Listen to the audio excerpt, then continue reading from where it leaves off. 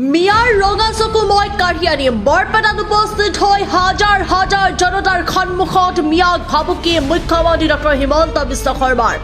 গৌৰৱ গগৈ থিয় সকিয়নি মুখ্যমন্ত্ৰীৰ কংগ্ৰেছৰ দাদাগিৰি অসমত নচলিব। গৌৰৱ গগৈ জীৱন দিলেও বৰপেটা মেডিকেল কলেজৰ নাম সলনি কৰি ৰাখিব নোৱাৰিব ফখৰুদ্দিন আলী আহমেদ। কোনো মুখ্যমন্ত্ৰীয়ে মিয়াক খেদিবলৈ ভয় কৰা নাছিল। মিয়াক খেদিব ল'লে ওলাই আহে বদৰুদ্দিন আজমল আৰু ৰকিবুল হুছেইন। এতিয়া আৰু নহ'ব, বেদখলকাৰী মিয়াক খেদিবই লাগিব।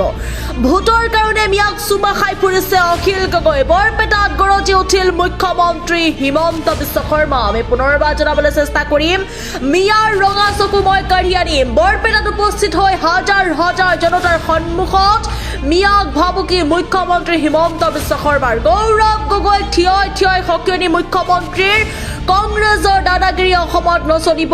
গৌৰৱ গগৈয়ে জীৱন দিলেও বৰপেটা মেডিকেল কলেজৰ নাম সলনি কৰি ৰাখিব নোৱাৰিব ফখৰুদ্দিন আলী আহমেদ।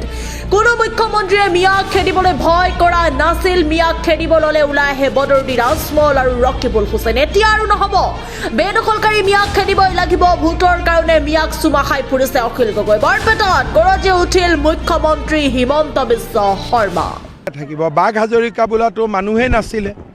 শংকৰৰ লগত মাধৱদেৱ যে থাকিব এইটোতো বৰপেটাৰ মানুহে ৰন্ধে ৰন্ধে জানে।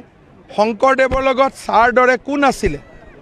মাধৱদেৱ আছিলে নে আজান ফকীৰ আছিলে? এই যে কথাবোৰ কয়, ইনডাইৰেক্টলি তেওঁ কি কৈছে যে বাংলাদেশী আৰু আমি একেলগে থাকিব লাগিব। তাৰ মানে তেওঁ কি বুজাইছে যে নতুন বৰ অসমত বাংলাদেশীসকল আৰু অসমীয়াসকলক মই একেলগ কৰি দিম। তাৰমানে তেওঁ কৈয়ে দিয়ক যে আমাৰ সত্ৰ মন্দিৰ ল'ৰা ছোৱালী যি আছে মই বিসৰ্জন দি দিম। এনেকুৱা বৰ অসম আমাক নালাগে। আমাক কোনখন বৰ অসম লাগে?